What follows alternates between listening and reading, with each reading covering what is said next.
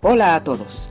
Este domingo 7 de abril a las 3:30 de la tarde se va a llevar a cabo el partido entre Sporting Cristal y Sport Huancayo, correspondiente a la 10ª fecha del torneo Apertura de la Liga 1 Te Apuesto 2024.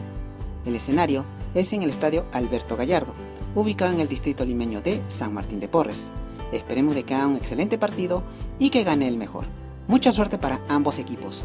Muchas gracias.